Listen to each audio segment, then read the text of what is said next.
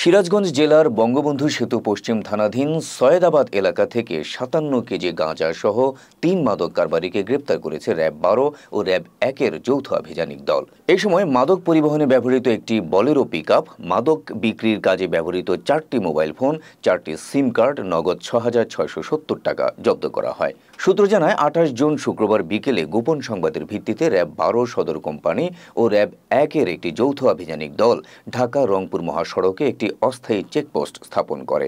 পরে তল্লাশি চালিয়ে সিরাজগঞ্জ জেলার বঙ্গবন্ধু সেতু পশ্চিম থানাধীন সৈয়দাবাদ এলাকায় একটি রেজিস্ট্রেশনবিহীন সাদা রঙের বলেরো পিকআপ থেকে অভিনব কায়দায় লুকিয়ে রাখা ৫৭ কেজি গাঁজা উদ্ধার করা হয়। ঘটনাস্থল থেকে মোহাম্মদ আল আমিন, মোহাম্মদ সাব্বির হোসেন এবং মোহাম্মদ আনিস আহমেদ নামের ৩ জনকে গ্রেপ্তার করা হয়। লিখিত এক প্রেস বিজ্ঞপ্তিতে বিষয়টি নিশ্চিত করেছেন সিরাজগঞ্জের র্যাব ১২ সদর কোম্পানির স্কোয়াড্রন লিডার ও কোম্পানি কমান্ডার মোহাম্মদ ইলিয়াস খান।